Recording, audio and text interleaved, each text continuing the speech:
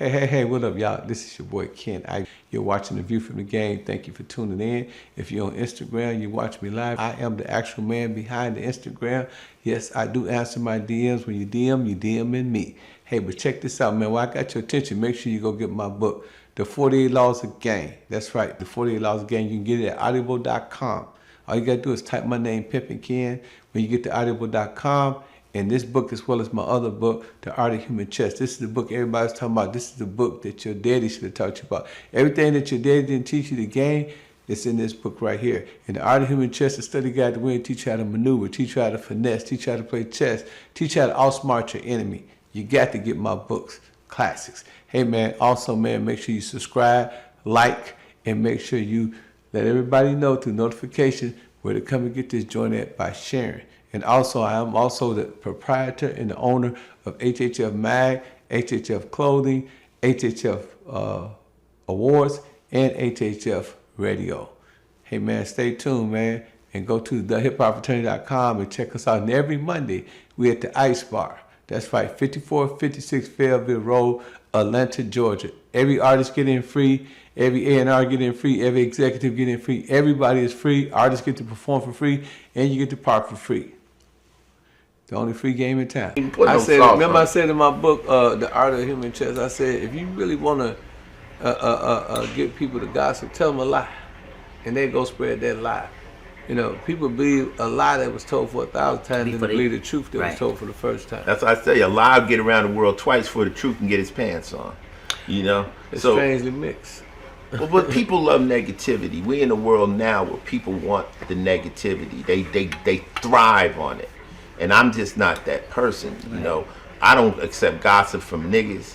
Right. You know, as soon as you bring up another nigga's life, his wife, anything, I mean, you sound like a bitch, nigga. Like, why are Straight up. You know, women, you guys can gossip. There's certain things women can do that I don't have a problem with because y'all women, but you a man. Nigga, right. Come off of that, man. Why you talking about this other? And it started to be trendy. Okay. Seeing Dick Wolf's name after, like, he's on everything, like, that is so big, and that's like every hoe's dream, like to get Dick Wolf. Because I have sat in my bed and be like, damn, I would love to get Dick Wolf. Dick Wolf's like 78, though. I know, but I'm wondering if does he like black girls? Because like I don't, it's not even sexual. I just want to massage his back while he writes. I like Dick might like to hear this. You know what I'm yes. saying? Dick Wolf is a cool man. I know. I see him on everything. I see at the end, Dick Wolf. Well, Dick Wolf started off as a writer on Miami Vice.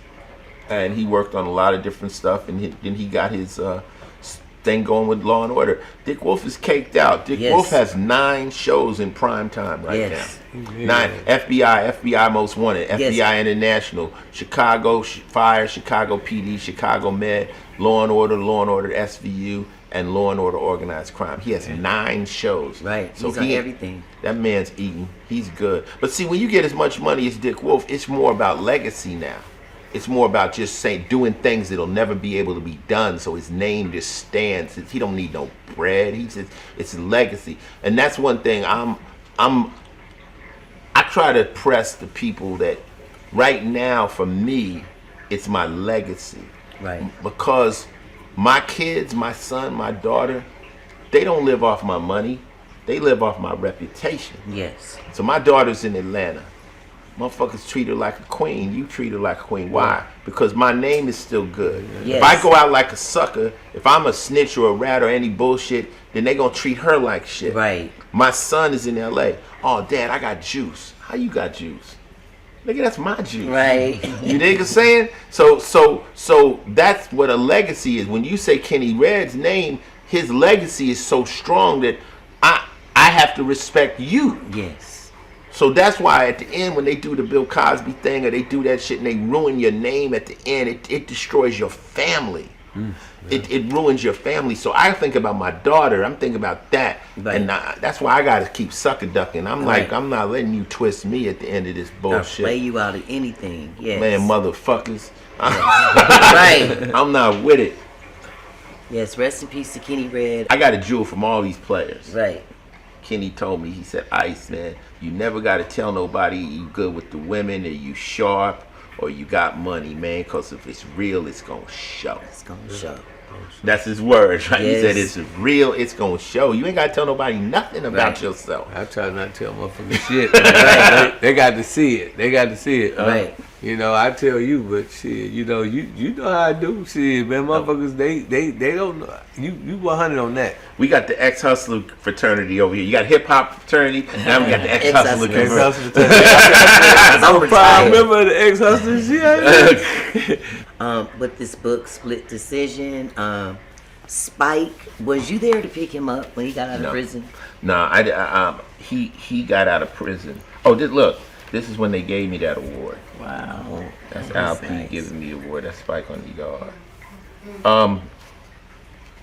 No, I wasn't there. I was not there.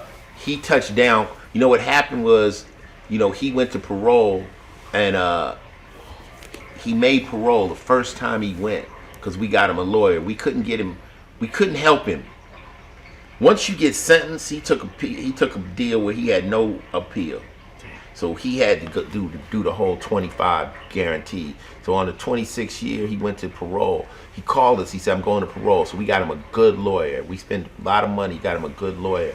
But we didn't know if he beat it. So he said that they didn't even say nothing to him. He said that middle of the night, they just rolled him up.